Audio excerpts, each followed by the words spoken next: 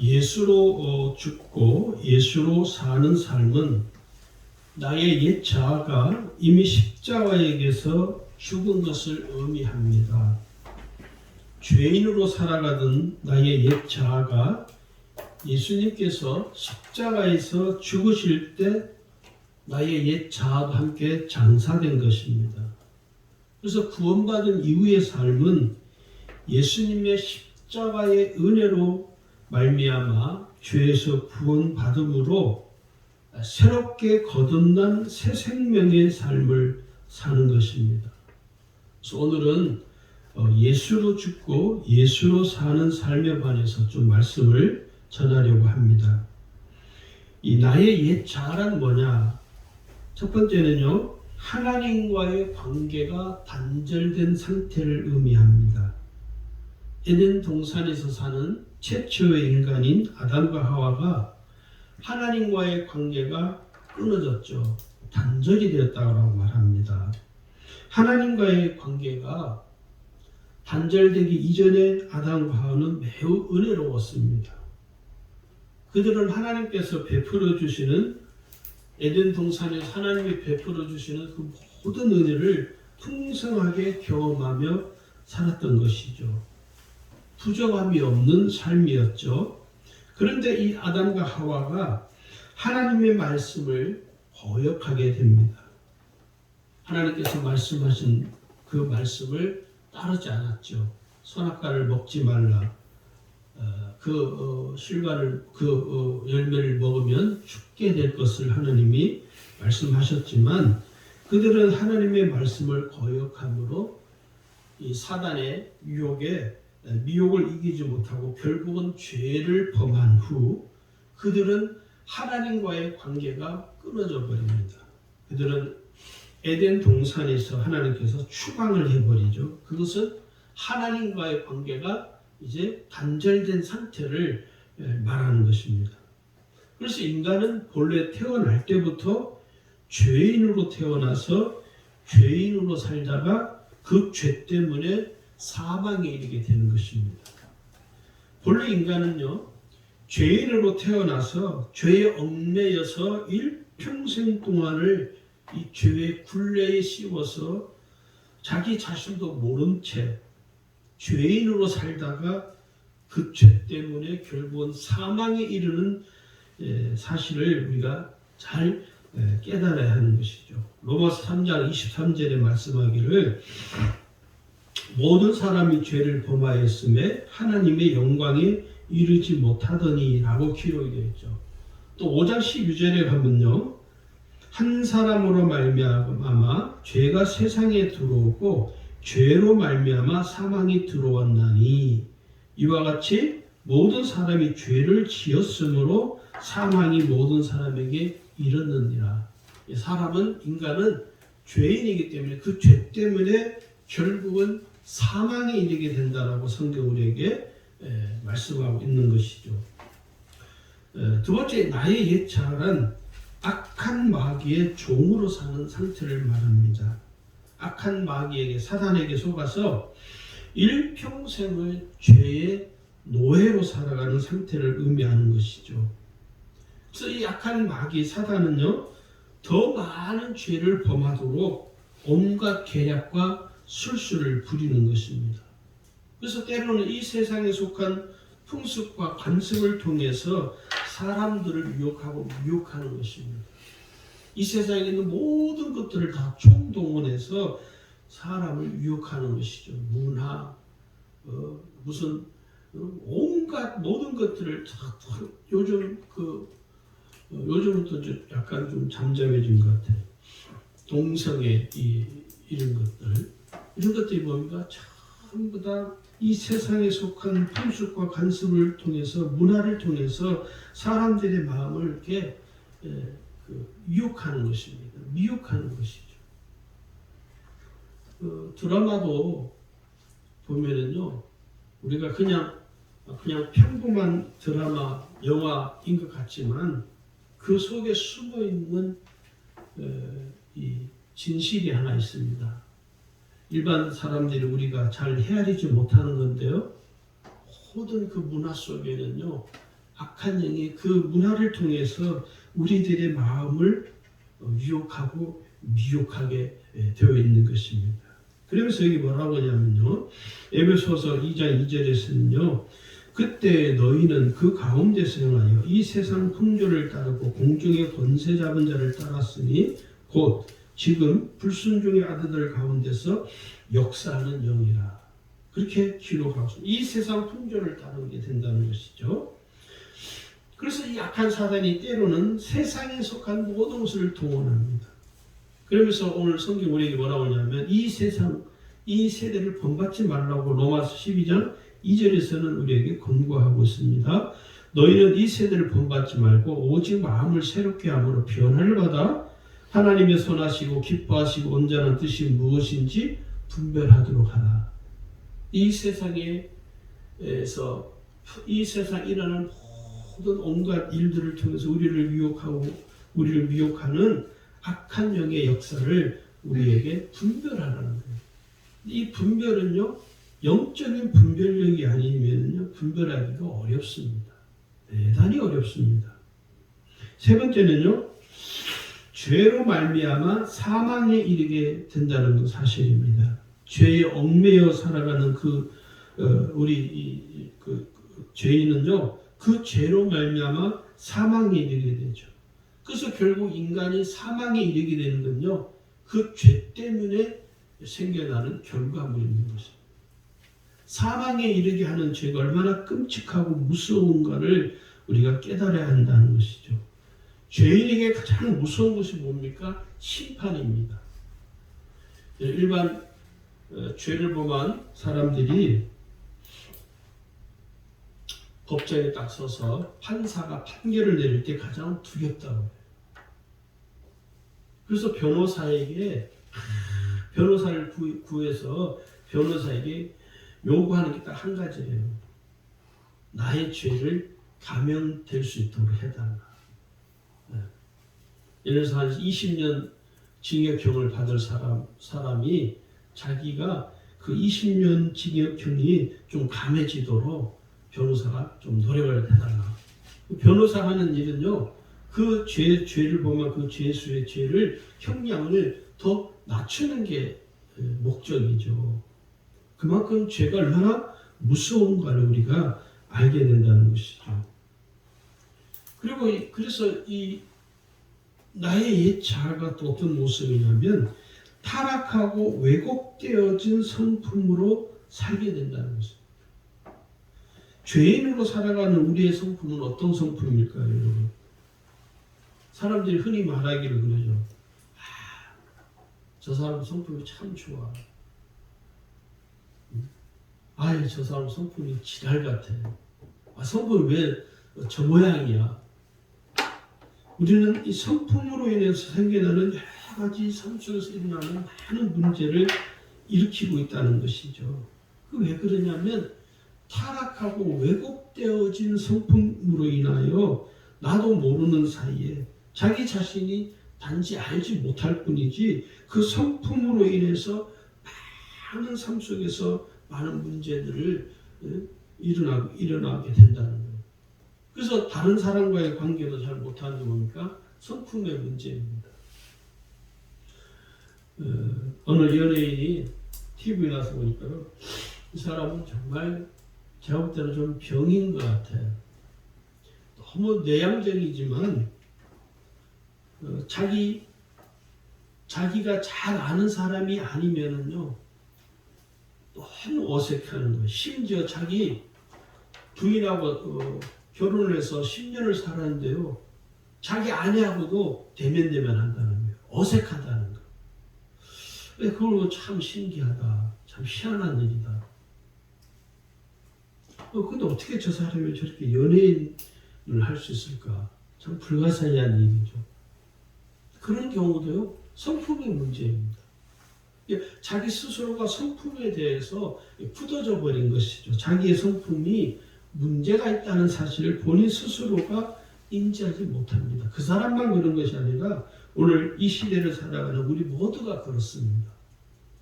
나는 내 성품은 문제가 없고 다른 사람들이 문제가 있습니다. 사람은요, 잘 변화되지 않는다는 생각을 우리는 가지고 있습니다. 그래서 우리는 그렇게 말을 합니다.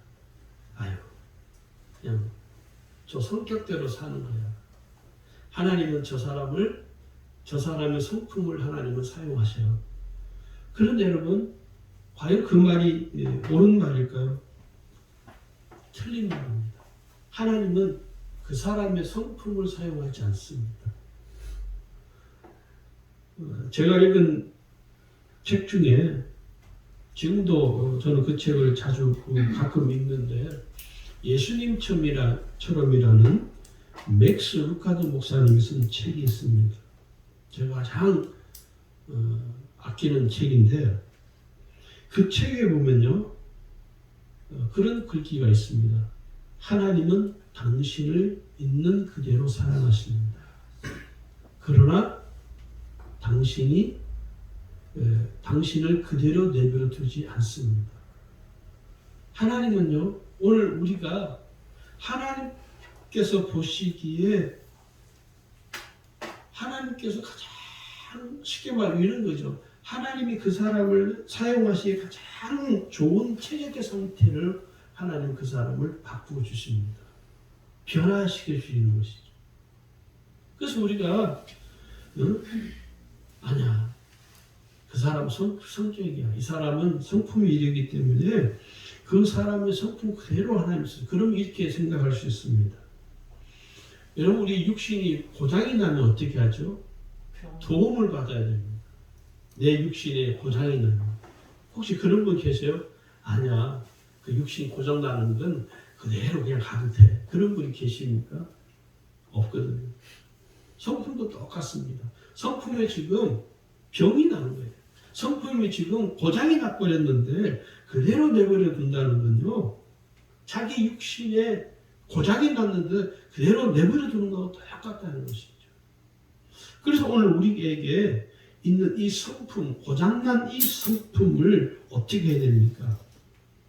이 성품을 고장이 생겼으니 도움을 구해야 된다는 성품도 똑같다는 성품도. 온전하지 못한 성품, 왜곡되어지고 고장이 난 이 성품은요, 다른 이들과의 관계에서도 문제를 일으키게 됩니다. 그러니 우리가 다른 사람과의 관계에서도 성품의 문제를 일으키니 이 성품을 어떻게 해요? 치료를 받아야 되죠. 치료. 할렐루야. 치료받아야 된다는 거예요. 예수님은 오늘 우리의 성품을 바꾸기를 원하십니다. 할렐루야. 예수님은 우리가 예수님의 성품을 닮아가기를 원하십니다. 오늘 우리가 예수님의 성품을 닮음으로 인하여 타락하고 왜곡되어진 이 성품이 새롭게 거듭날 수 있는 거예요. 할렐루야. 그 다음에 다섯 번째는요, 나의 옛자가 뭐냐면 육신에 이끌려서 육신이 원하는 대로 산다는 것입니다. 옛 구습을 따라 살아가는 이 옛 자아의 삶은요, 육신이 이끄는 대로 사는 거예요. 육신이 원하는 대로 사는 것이죠. 그건 본능이라고 하는 것입니다. 우리는 우리의 삶을 잘 들여다보면 내 육신이 편한 대로 살기를 원합니다. 내 육신이 이끌어가는 대로 살아가기를 원해요. 그런데 구원받은 이후에도 여전히 육신이 원하는 대로 사는 거죠. 옛 구습을 따라 쫓아가는 삶을 버리지를 못하는 것이죠. 그래서 육신이 원하는 대로 살다 보니까 어떻게 됩니까? 육신적인 삶을 사는 것이죠. 내 육신의 쾌락을 위해서 사는 것이죠. 내 육신의 즐거움을 위해서 사는 것이죠. 그걸 뭐냐면 옛 구습을 아직 버리지 못했다는 거예요. 여전히 구원받은 성도이지만 구원받은 성도라고 본인은 생각하지만 여전히 이 옛 구습을 따라가는 삶. 그래서 성경 오늘 우리에게 육신이 원하는 대로, 육신이 편한 대로, 육신이 이끄는 대로, 육신의 즐거움을 쫓아가는 그 삶을 대해서 오늘 성경은 강력하게 경고하고 있습니다. 로마서 여러분 8장을 같이 보겠습니다. 로마서 8장 5절을 보세요.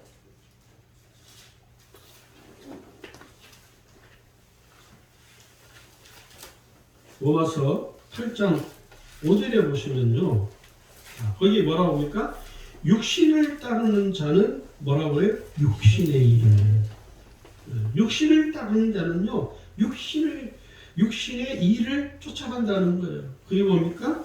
옛구습을 쫓아가고 육신이 원하는 대로 사는 것이죠. 그럼 6절을 보세요. 그렇게 육신을 따르는 자는 어떻게 되냐면 육신의 생각은 사망이라고 그러잖아요. 6절에서는 육신의 생각은 사망이 되게 된다는 겁니다. 7절에 가면 또 육신이 뭡니까? 육신에 있는 자들은 육신의 생각은 하나님과 원수가 되나니 하나님과 원수가 되니까 육신의 생각대로 사는 육신이 이끄는 대로 육신이 원하는 대로 육신의 즐거움을 쫓아가는 그 삶을 하나님은 뭐라 합니까? 그 사람은요 하나님과 원수가 될 수. 언제가 구원받은 성도인데 뭐라고요? 원수가 된다는 거예요. 오늘 내가 착각하는 게 있어요. 내가 나의 육신의 즐거움을 쫓아가는 쾌락을 쫓아가는 나의 삶은요 결국은 내가 하나님과 원수가 되어 있다는 거예요. 이걸 우리가 이 말씀을 잘 새겨드려야 됩니다. 8절에 가면 또 뭐라고 합니까? 하나님과 원수가 되었으니 하나님의 굴복지도 못하죠. 8절에 가면 육신에 있는 자들은 하나님을 기쁘시게 할 수 없다. 하나님을 기쁘시게 하는 삶을 살아가기는 불가능하다는 것이에요. 육신이 이끄는 대로 옛구습을 쫓아가는 삶을 버리지 아니하면 하나님을 기쁘시게 하는 삶은 살아갈 수 없다라고 말합니다. 9절에 가서 또 뭐라 합니까? 만일 너희 속에 하나님 영이 거하시면 너희가 육신에 있지 아니하고 영이 있나니 누구든지 그리스도 영이 없으면 그리스도의 사람. 오늘 그리스도 영이 충만한 사람은요 육신이 이끄는 대로 살지 아니하고 영에 속하여 영이 이끄는 대로 살아간다는 거예요. 그러니까 내가 육신에 내가 생각할 나는 예수 믿는데 자기는 그렇게 생각할지 모르지만 그러나 성경이 뭐라 하냐면 그리스도의 영이 없는 사람은요 그리스도의 사람이 아니라는 거예요. 그리스도 영이 없는 그리스도의 사람이 아닌 사람은요 옛구습을 따를 수밖에 없죠. 그러나 그리스도 영이 있는 사람, 그리스도의 사람은요 절대로 육신이 이끄는 대로 육신의 즐거움과 쾌락을 위해서 살아갈 수 없다는 거예요. 이것을 우리가 간과하고 있기 때문에 여전히 예수 믿었지만은 내 삶이 전혀 달라지지 않는 거예요.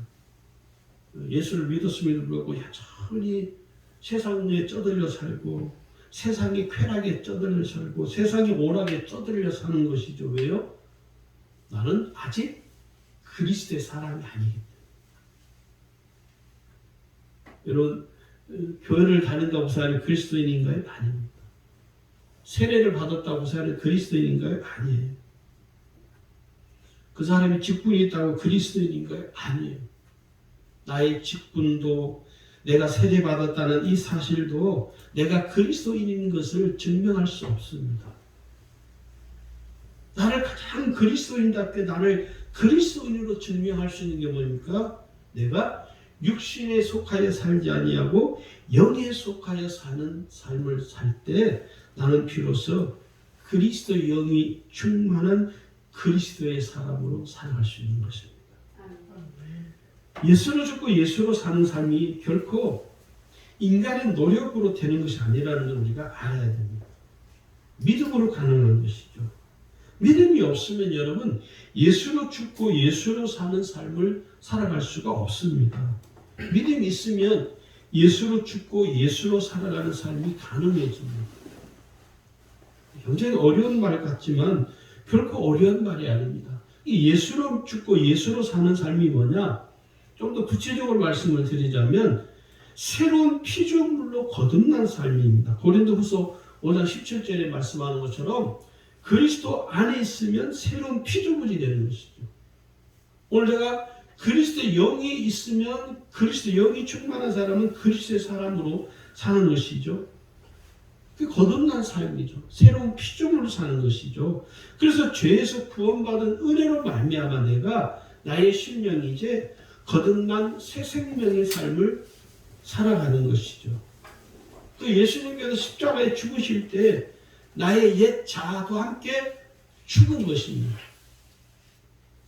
나의 옛 자, 옛 구습을 쫓아가는 나의 그 삶이, 심령이 예수님 십자가에 못 박혀 죽으실 때 나도 함께 장사된 거예요. 그리고 예수님이 다시 무덤에서 다시 살아났을 때 나의 심령이 새롭게 거듭난 새 생명으로 태어난 것입니다. 그걸 고린도후서 5장 17절에서는요. 새로운 피조물이라고 표현하는 것입니다. 두 번째는요. 타락하고 왜곡되어진 성품에서 거룩한 성품으로 거듭난 삶을 의미합니다. 이 타락하고 왜곡되어진 성품으로는요. 온전한 삶을 살아갈 수가 없습니다. 타락하고 왜곡되어진 나의 옛 성품이 예수 안에서 완전히 죽고 거듭난 성품으로 새롭게 태어난 것이죠. 우리가 이것을 인지하지 못하고 믿음으로 이것을 깨닫지 못하기 때문에 여전히 우리는 옛 성품에서 벗어나지를 못하는 것이죠. 그래서 우리는 자꾸 뭐랍니까? 자기 성격을 합리화시키잖아요. 자기의 성품을 자꾸 합리화해요. 오늘 우리가 죄에서 구원받아 심령이 새롭게 거듭난 사람은요. 예수님의 성품을 닮아가는 삶을 사는 것입니다. 오늘 예수님의 성품이 내 심령 속에 계속 부어지는 거예요. 나의 성품이 예수님의 거룩하신 성품으로 새롭게 변화되는 삶을 사는 것. 이것이 바로 예수로 죽고 예수로 사는 삶이라는 것입니다. 세 번째는요. 내 뜻대로 살지 않고 하나님의 뜻을 따라 사는 삶입니다. 육신에 속한 자는 자기 뜻을 따라 살죠. 내 뜻대로, 내 마음대로, 내가 하고 싶은 대로 사는 것이죠. 그걸 성경에 뭐라고 하냐? 방종이라고 말합니다. 내가 하고 싶은 대로. 하나님의 뜻은 별 관심이 없어. 내가 하고 싶은 대로, 내가 하고자 하는 대로, 내가 하고 싶은 대로 내 마음대로 막 사는 것이죠. 그러나 정말 성령으로 거듭난 사람, 새로운 피조물이 된 새 생명의 삶을 사는 사람은요, 내 뜻을 과감하게 포기하고 버리고 하나님의 뜻을 따르는 거예요. 하나님의 뜻을 쫓아가는 거예요. 이게 뭡니까? 새롭게 변화된 새 생명의 삶이라는 것입니다. 지금은 내 뜻대로, 내 마음대로 살지 않고 나는 하나님의 뜻을 따라 살아가려고 애를 씁니다. 나는 하나님의 뜻을 따라 살아가려고 나의 삶을 결정했습니다. 또 그 사람은요, 거듭난 새 생명의 삶을 지금 살아가고 있습니다. 그래서 하나님을 기쁘시게 하는 삶을 살기 위해서 하나님의 뜻을 따르는 삶을 내가 추구하는 거예요. 그래서 항상 무엇을 하든 항상 하나님의 뜻을 묻죠. 아주 작은 일, 소소한 일 가지고 하나님의 뜻을 구하는 것입니다. 우리가 볼 때, 그래서 예수 안 믿는 사람들이 예수 믿는 사람들 볼 때 그러잖아. 아유, 저 예수 믿는 사람들은 자기 의지도 없어. 뭐 맨날 하나님께 물어본대. 뭐 맨날 하나님 뜻이 무엇인가를 자꾸 물어본대. 세상 사람들이 볼 때는 참 이해할 수 없죠. 의지도 없는 것 같기도 하고 삶에 어떤 그것도 없는 사람처럼 보이죠. 그러나 아셔야 됩니다. 하나님의 뜻을 먼저 구하고 그 하나님의 뜻을 따라 가려고 애를 쓰는 사람이 새로운 피조물로서 거듭난 새 생명의 삶을 지금 살아가고 있는 것입니다.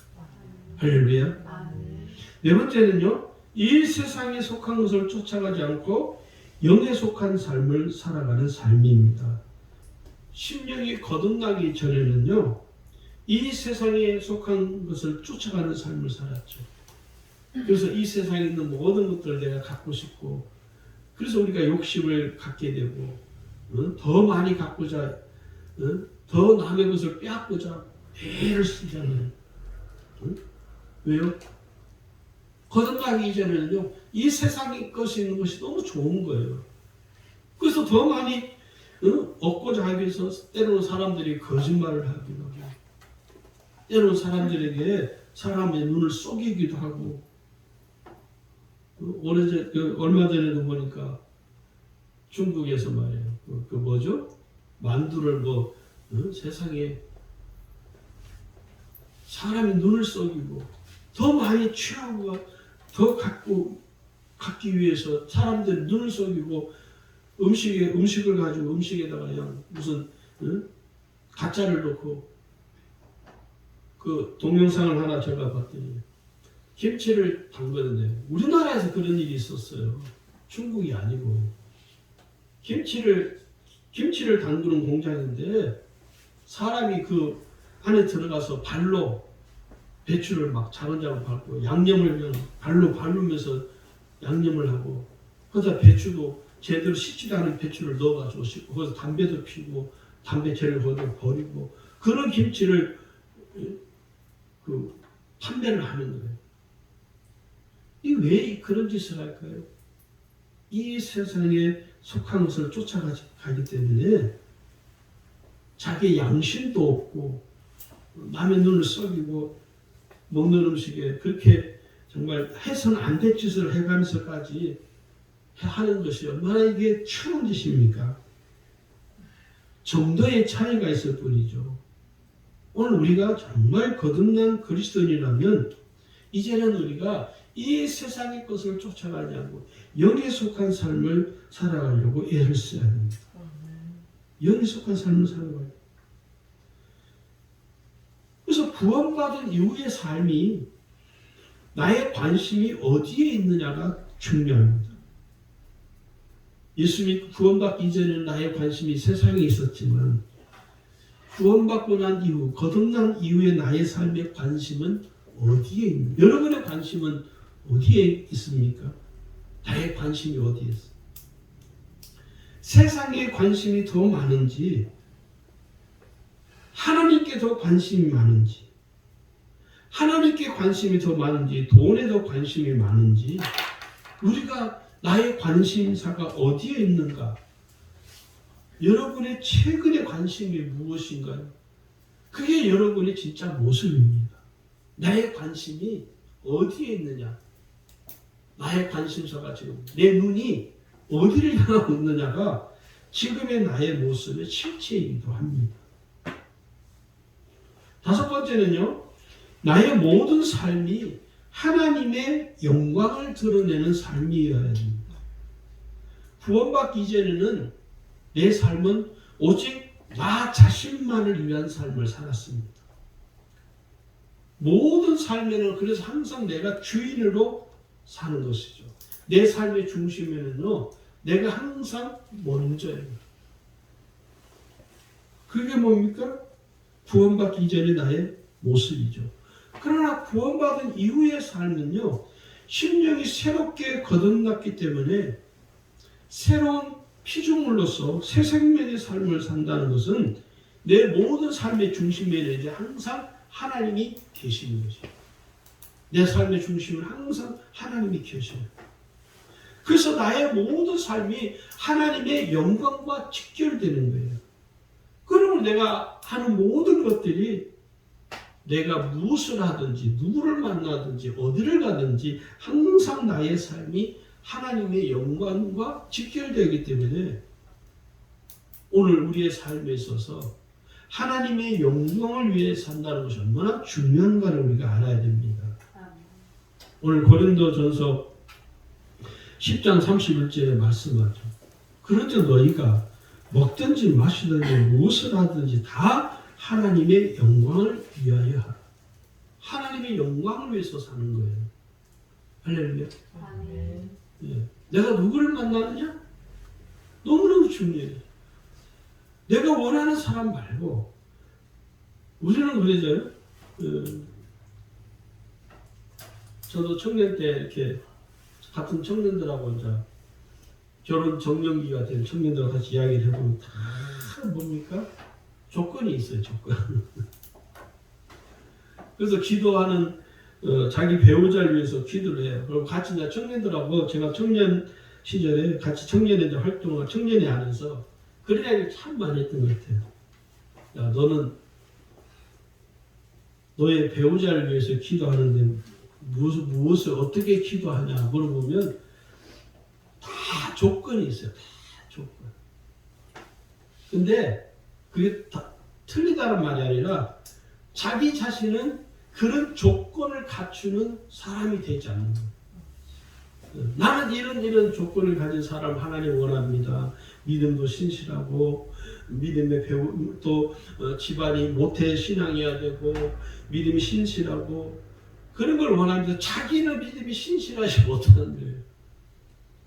그건 뭡니까? 하나님의 영광을 위한 삶을 살지 않기 때문에 그렇다는 거예요. 오늘 우리의 모든 삶이 내가 말하는 이 말이 하나님께 영광이 된다 되게 하는 것이죠.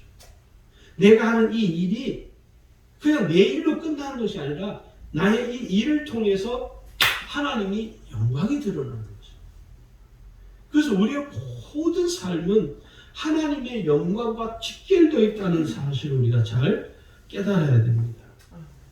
그래서 오늘 우리가 예수로 죽고 예수로 사는 삶을 살기 위해서 우리가 지녀야 될 것이 있는데 첫 번째는요. 서론에서도 좀 말씀을 드렸던 부분이긴 한데 옛 구습을 따르는 옛사람을 벗어버려야 됩니다. 오늘 본문은 우리 그 부분을 말씀하죠. 에베소 4장 22절에 뭐랍니까? 너희는 유혹의 욕심을 따라 썩어져가는 구습을 따르는 옛사람을 벗어버리고 이렇게 기록이 되어 있죠. 옛사람으로 살던 나의 모습을 과감하게 버려야 됩니다. 옛사람을 벗어버려야 비로소 내가 진리로서 거룩한 새 사람의 모습을 갖출 수가 있어요. 그래서 23절에 보니까 오직 너희의 심령이 새롭게 되어 하나님을 따라 의와 진리의 거룩함으로 지으심 받은 새 사람을 입어라. 만약에 여러분 구원받은 성도가 옛 구습을 쫓아가는 삶을 사는 것은 마치 다시 구렁텅이 내가 들어가서 진흙구덩이에 들어가서 뒹구는 것과 똑같은 것입니다. 옛 구습을 버리지 못하면 다시 그 옛날 진흙구덩이에 들어가서 거기에서 뒹구는 것과 똑같은 거예요. 옛 구습을 벗어버려야만이 나의 삶이 온전해질 수 있습니다. 할렐루야. 아멘. 내가 예수를 믿지 않을 때 나의 모습과 지금 예수를 믿고 난 이후에 나의 모습을 잘 비교를 해보면요. 알 수가 있습니다. 아, 내가 예수 믿기 이전에 나의 삶은 이러했는데 지금 예수를 믿고 난 이후에 나의 삶은 크게 달라지지 않았구나. 잘 보면요. 크게 달라진 게 없습니다. 달라진 게 하나밖에 없어요. 교회를 열심히 다니는 거 하나밖에. 교회 열심히 다니는 거. 예수 안 믿을 때 아주 욕심이 가득했던 삶. 여전히 예수를 믿는데도 불구하고 욕심이 가득하고 예수 믿기 이전에 사람들에게 자기를 돋보이고 사람들에게 자기를 드러내려고 했던 그 삶이 예수를 믿는데도 보니까 자기를 돋보이려고 그러고 자기를 사람들에게 과시하려고 그러고 자기를 사람들에게 드러내려고 하는 거예요. 사람들이 나를 알아주지 않으면 그렇게 서운할 수가 없어요. 예수 믿고 사는데 사람들이 나를 알아주지 않으면 그렇게 서운하는 거예요. 그 왜 그래요? 사람들에게 자기를 드러내고 싶어서 그런 거예요. 그러니까 예수 믿기 이전의 모습이나 예수 믿고 난 이후의 모습이 크게 변화된 게 없는 거예요. 오늘 저와 여러분이 옛 구습을 쫓아가는 옛사람을 여러분 다 훌훌 벗어버리기를 주 이름으로 축원합니다. 아멘. 두 번째는요. 예수님과 함께하는 삶을 사는 것입니다. 예수님과 함께하는 삶을 사는 것은요. 오늘 갈라디아 2장 20절이 우리에게 말씀합니다. 내가 그리스도와 함께 십자가에 못 박혔나니 그런즉 이제는 내가 사는 것이 아니요 오직 내 안에 그리스도께서 사시는 것이라. 내 안에 그리스도께서 나를 통하여 살아 역사하는 것이죠. 내 안에 계신 예수가 나를 통해서 역사하시고 나를 통해서 살아 역사하려면 어떻게 됩니까? 나의 모든 삶을 여러분 예수님과 공유하는 삶이 되어야 합니다. 그게 예수님과 함께하는 삶입니다. 지지난 시간에 한 말씀을 제가 이 부분을 좀 말씀을 드렸던 것 같아요. 예수님과 함께하는 삶은 나의 삶을 예수님과 공유하는 거예요. 공유하지 못하면 그 사람은요, 예수님과 함께하는 삶을 살지 못합니다. 여러분의 모든 삶을 예수님과 공유할 수 있으십니까? 어떤 사람? 아이, 그래도 목사님. 사람이 누구에게나 비밀이 하나 있는 거 아니냐고. 그건 다 쓸데없는 거예요. 비밀이 없어야 된다는 거예요. 예수님께는 내 모든 삶이, 예수님이 여러분 그걸 다 몰라서 우리에게 말씀하지 않는 것입니까? 아니죠. 하나님이 나의 모든 비밀, 내가 알지 못하는, 나 자신도 알지 못하는 은밀한 죄까지는 하나님 다 아시는데, 여러분, 우리가 하나님 앞에 숨길 수 있는 게 아무것도 없어요. 우리는 완전히 벌거벗겨진 모습입니다. 그런데 우리가 착각하는 게 있어요. 하나님은 자꾸 우리 자신을 하나님께 감추려고 그래요. 주님께 나의 삶을 자꾸 감추려고 하는 것, 이 자체가 모순인 것이죠. 그래서 예수님과 함께하는 삶은 내 삶을 예수님과 공유하는 거예요. 할렐루야. 여러분 한번 생각해 보세요. 예수님은 나를 구원하시기 위해서 모든 천대와 멸시를 짊어지었습니다. 이보다 더 큰 은혜가 어디 있습니까? 누가 이 세상에서 여러분을 대신해서 수모와 멸시를 받으신 분이 있습니까? 오직 예수님뿐입니다. 할렐루야. 예수님만이 나를 위해서, 나 하나, 보잘것없는 나 하나, 나를 위해서 그 온갖 수모와 멸시를 받으셨어요. 그러니 오늘 예수님 함께하는 삶, 예수로 죽고 예수로 산다고 말하는 우리가 나의 삶을 예수님과 다 공유해야 돼요.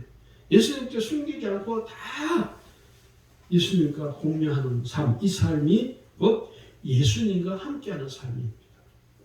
세 번째는요, 하나님의 말씀으로 심령이 새로워져야 합니다.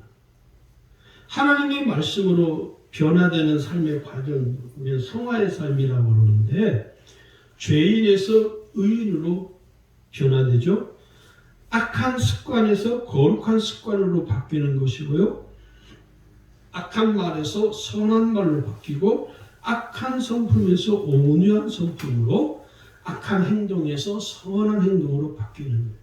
이게 하나님의 말씀으로 우리의 심령이 거듭나는 것이죠. 변화되는 것이죠.